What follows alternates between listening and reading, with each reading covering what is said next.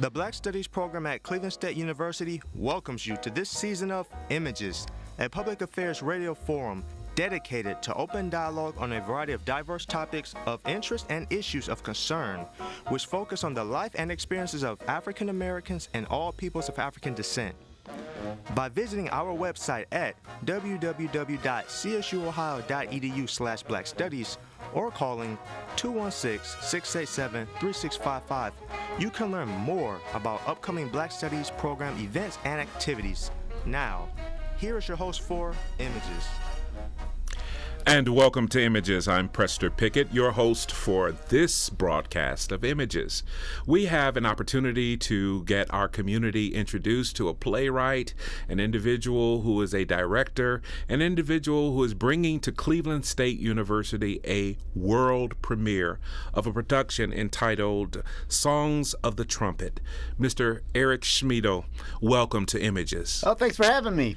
This, again, is a conversation that allows our audience to learn more information about the work that you've done, the outstanding work that you've done that now is celebrated here at Cleveland State University through the Black Studies program. And it starts with your background and your education with the degree from Kent State University as well as the University of Hawaii. Absolutely. Well, I'm a Cleveland kid, so my parents were born and raised here in Cleveland. My mother was from the east side, from Cleveland Heights. My father was from the near west side, so I always think of them as the Romeo and Juliet of Cleveland because love met over the Cuyahoga River.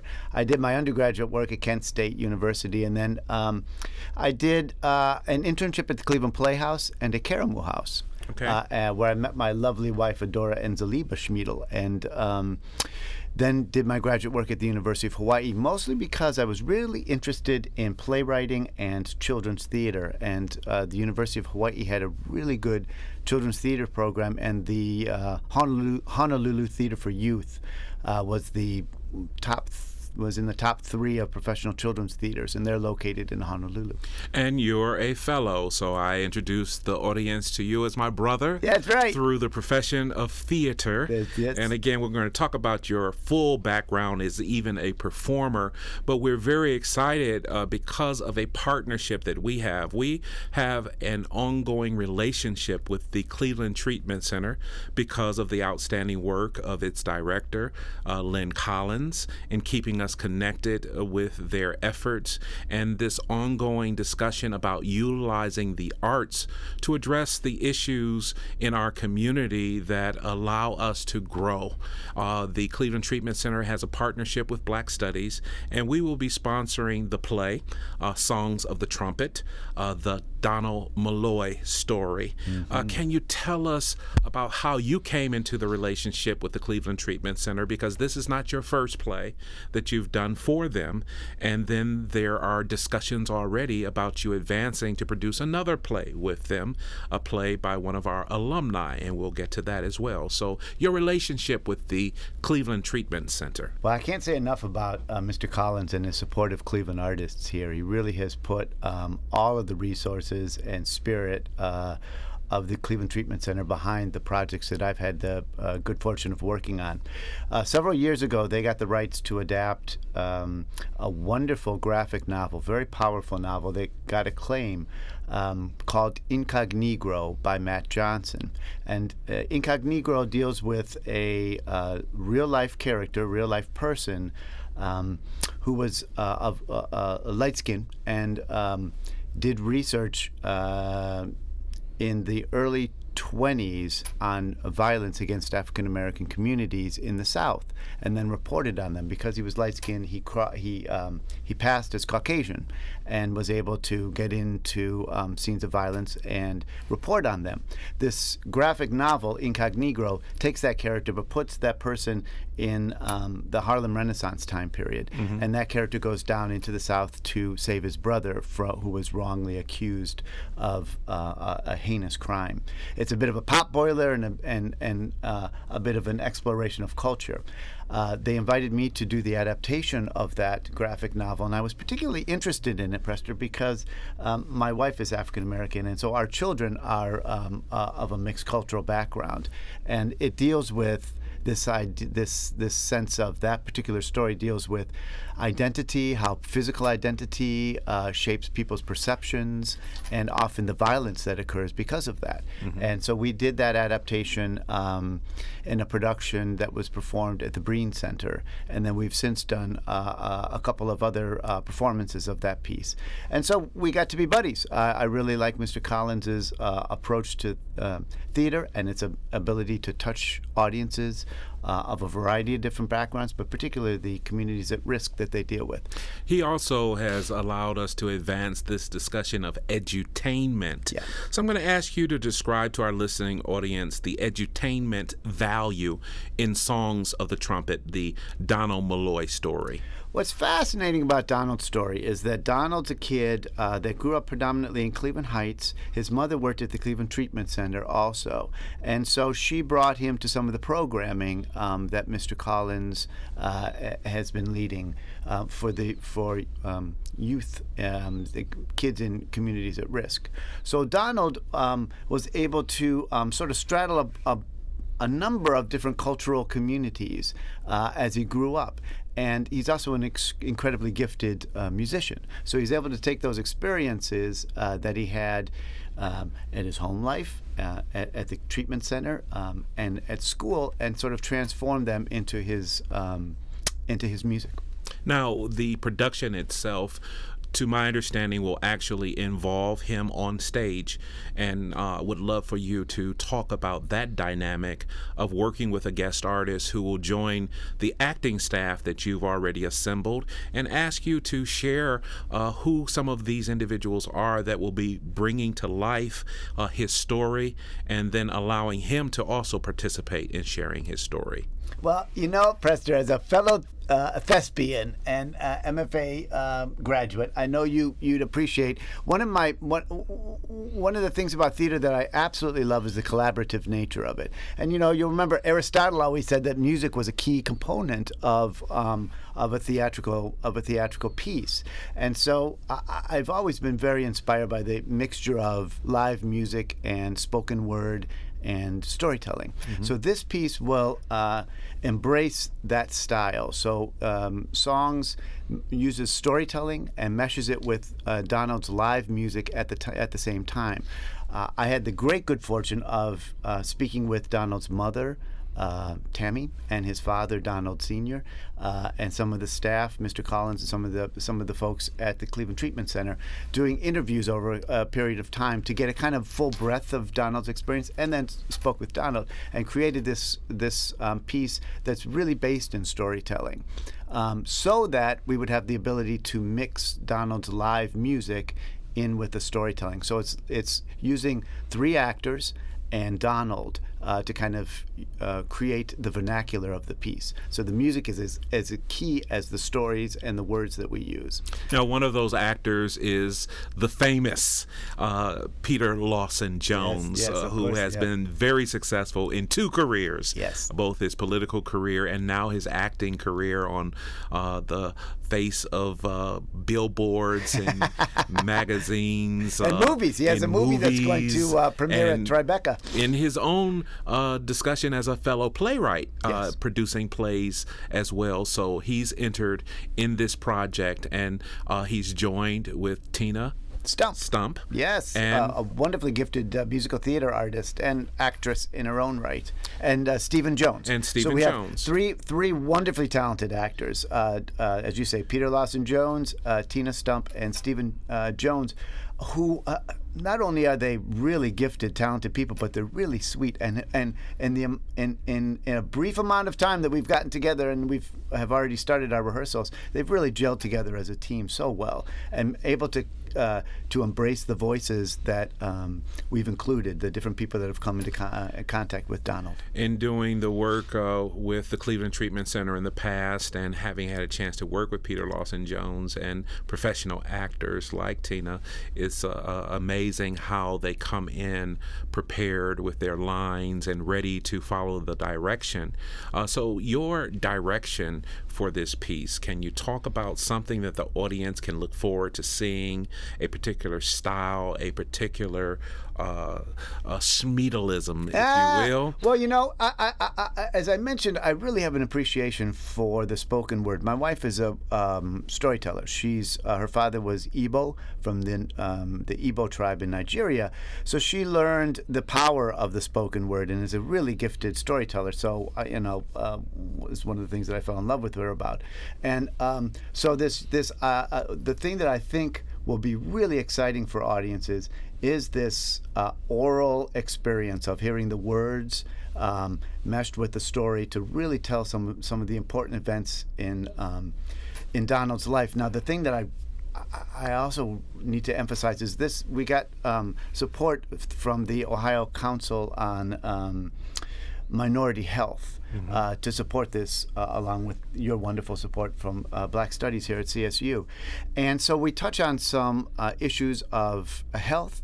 And one of the things that really touched me about Donald's story, and has touched everybody, is that his older sister, Juanita, had sickle cell anemia.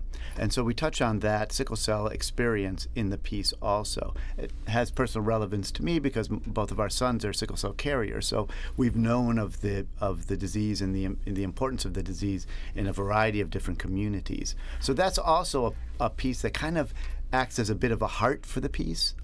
Donald wrote a song for his sister that she was able to hear before she passed. So that's a part of the piece too. So it's got some lightness to it, but it's also got a really deep heart that we hope will reach the audience. Now, with the edutainment component of this, again, advancing beyond the theater production, there is an opportunity for members of our community who are younger and in schools to experience this, and the opportunity for students to talk with you about their interest in acting or their interest in writing a play, or even with this piece, because I'm told that the guest artists will join you in these high school presentations and getting out into the community. Yes, we're actually going to be at. We've been generously invited to the Heights Middle School in Cleveland Heights, and so we'll be there next week, doing sharing a bit of the piece with the 8th grade orchestra and band students. And Donald's he's such a sweetheart and a really good educator. So it's not only an opportunity for us to share the piece, but also to do a little bit of discussing about what it's like to be a professional artist, musician, hoofing it around, because Donald has performances this weekend. He's coming into Cleveland. He's got performances then in Virginia. So he's really a working artist that. And we're very excited about the way you're supporting us with the Black Studies program in recruiting audiences to our efforts through Black Studies, as this is a partnership, and the Cleveland Treatment Center has taken the leadership in acquiring the funds and developing the discussions of bringing you in as the playwright and the director.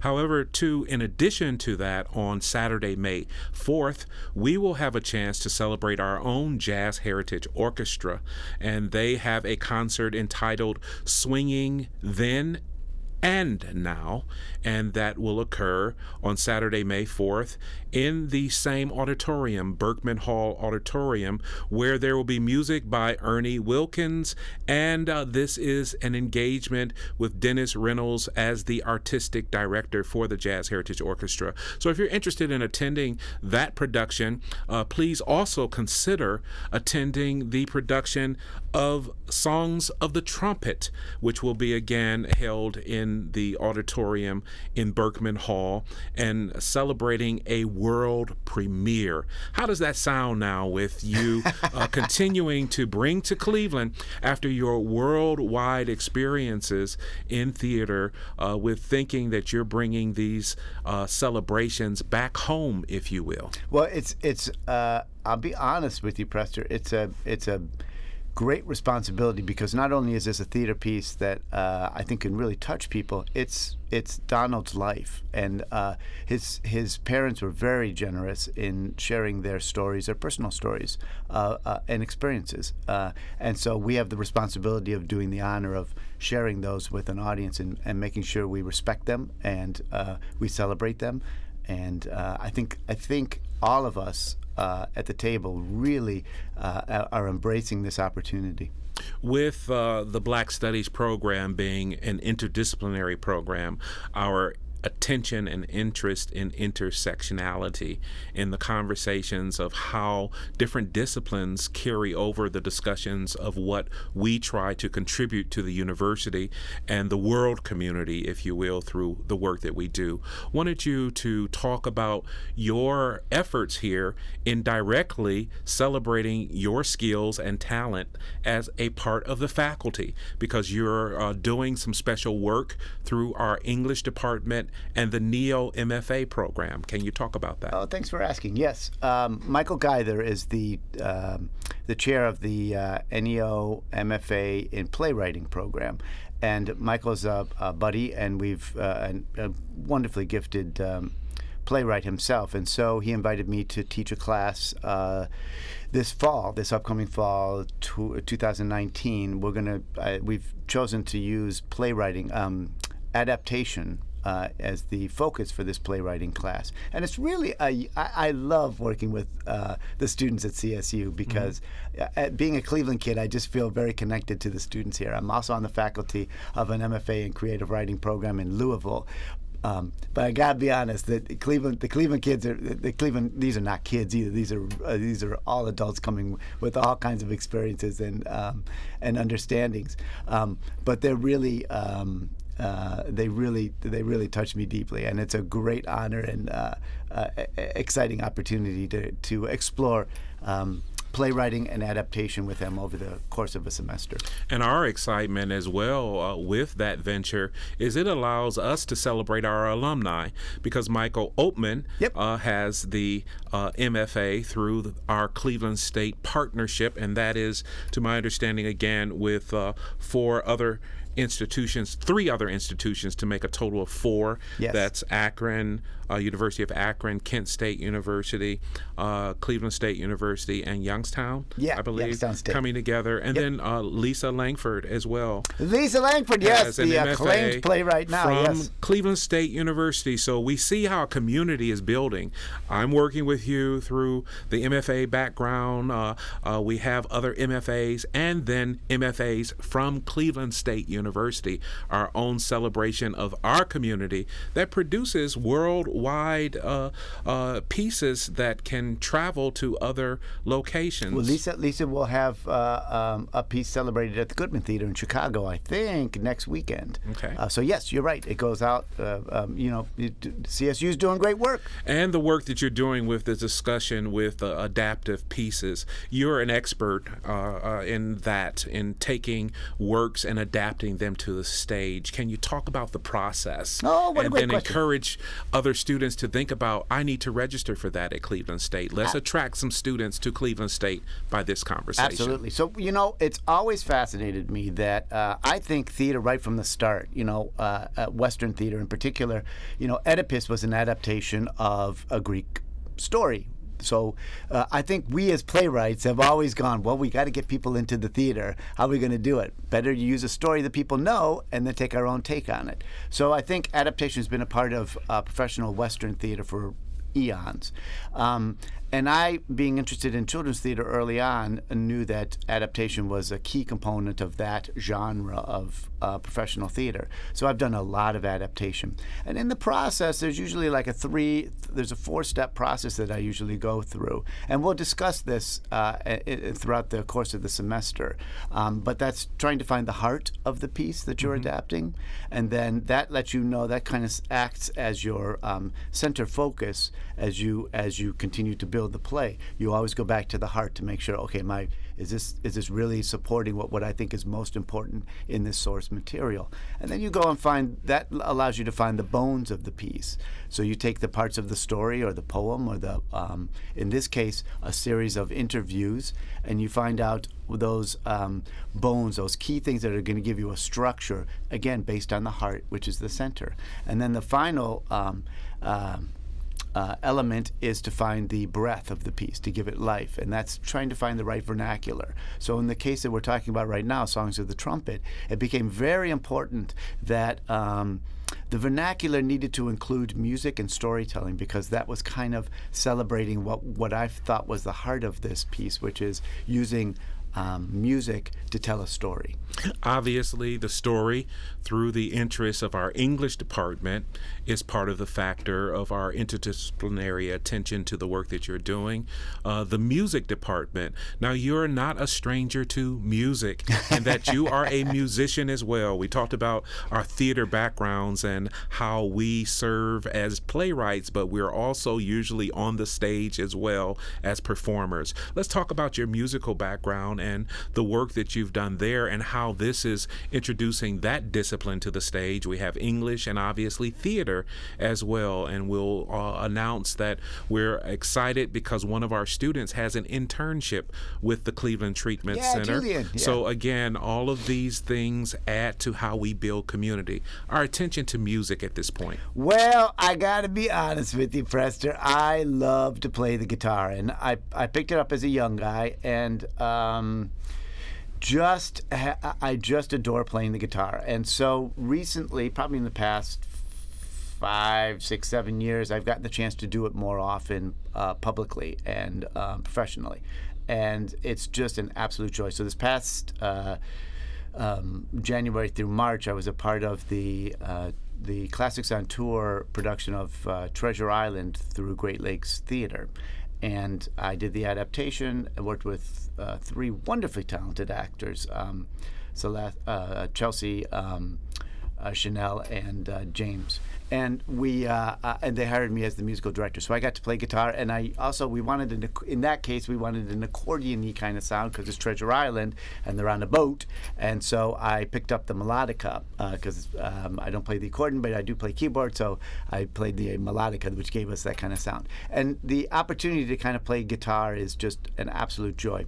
Stephen Jones, who's in our production of Songs of the Trumpet, and I worked together on Incognito, and we kind of hit it off as friends, and so we created a musical group we call Threads, and Steve and I have performed out, and it's such a joy because Stephen will do a bit of singing in the piece, in the Songs of the Trumpet, and he's such a gifted vocalist. And a young vocalist at that, which ties into our interest in having a high school, actually 2 high schools, our MC Squared STEM high school here at Cleveland State University, and our Campus International School, an elementary school and high school here. So he is a role model, and then advancing and developing his skills in the work that you're doing. Mentioning this background as we bring ourselves to a close of your status in working in Cleveland theaters. There is a project coming up with Station Hope and the Cleveland Public Theater. There are other theaters in Cleveland. Can you reference other theaters in Cleveland, and then, though, bring our attention to the fact that if they come to this production of Songs of the Trumpet, they will be able to meet you and then realize that they're meeting someone who has a national network in theater. So some of the other theaters that you've worked in, so that our audience knows how vast your background is. Well, I appreciate that. Thank you very much for your kind words.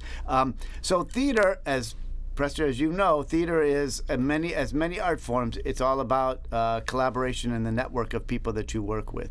So I've been very blessed. We here in Cleveland have a very vibrant theater community. So this spring I'll be working after Trumpet. I'll be participating with like 250 other artists in Cleveland on this Station Hope project. And Station Hope was the last stop on the Underground Railroad here in Cleveland. And Cleveland Public Theater for 6 years now has celebrated that history with this kind of arts extravaganza. So 250 different artists are going to be doing pieces all over the campus. I will be doing 2 things, actually. I'll be working with another musical group I formed with Tina Stump and Bill Hoffman. We call ourselves the Welcome Table, and we do working songs for working folks. And then also the Cleveland Treatment Center, I work with the young folks in the Let It Ride program, and they've created a theater piece we call I Am the One, which explores superheroes in context of history and the Underground Railroad. Then after that, I'll be working on a production of King Lear for the Beck Center. Scott Spence and the wonderful folks at the Beck Center have given us the opportunity to explore this, what many consider to be Shakespeare's finest play. We have an amazing cast set up for that. But now, just getting back to our connection to the Underground Railroad discussions, Dr. Thomas Bynum, the director of Black Studies, just supported a number of our students going down to Ripley, Ohio, and the National Underground Railroad Museum. So again, that interest will also continue with discussions with Dr. Ronnie Dunn and Dr. Mitty Jones in their interest in calling attention to the history of 400 years in African Americans being engaged in that. We will want to definitely invite you back because we want to talk about the national theater engagements that you have, but we're running out of time. I know. And we do want our audience to know about some of our upcoming events. So I'll share that with Minority Health Month in the state of Ohio, bringing to our campus your production in concert with the Cleveland Treatment Center, we also have a Ralph Pruitt Lecture Arts and Media Series event entitled The Wisdom of Wellness. This is where Dr. Brennan Brown, medical doctor, and a first-year resident of University Hospital's Cleveland Medical Center, will be with us on next week, Tuesday, April 23rd at 6 p.m. with a lecture, a meet and greet at 5:30 if you want to join us a little earlier for that. And then we will have a chance to fellowship with her with a reception after the lecture. We also have coming up the announcement of Swinging Then and Now, an opportunity to have engagements with us here at Cleveland State University, once again with the Black Studies program. And then we have our Bridges to Africa celebration. Bridges to Africa will allow us to have a Francophone celebration on April 26th, Friday, in the Howard Mims Cultural Center, where we've asked Dr. Tama Engelking to come and moderate a discussion with Professor Seck and Miss Russ from our community to have a conversation in French, en français. And that is something we're very excited about occurring in Black Studies on Friday, April 26th. A nice reception as well is planned for that event. And we're allowing the conversation to extend with Dr. Adrienne Gosselin from our English department, your fellow there, to talk about how she integrates the discussion about a Francophone African who is engaged in her conversations in class. And then we have Toussaint Miller, a high school student who is coming in talking about his trip to Senegal. So again, from talking to our community in French to celebrating with our community about the scholarship here at Cleveland State, we plan to have some great encounters through the Black Studies program. So definitely wanting to thank you once again for joining us, obviously needing to invite you back and pay attention to the great work that you're doing, and encourage our listening audience to consider joining us here at Cleveland State University for the things that we're doing through the Black Studies program. Thanking you, and also thanking our audience for tuning in to Images. You have been listening to Images, a public affairs radio program produced by the Cleveland State University Black Studies program and this station. The opinions expressed were those of the participants and do not necessarily reflect those of Cleveland State University, the Black Studies program, or the station. We hope you have enjoyed the music performed by the Jazz Heritage Orchestra. If you are interested in finding out more about the Black Studies program, call 216-687-3655 or visit our website at www.csuohio.edu/blackstudies.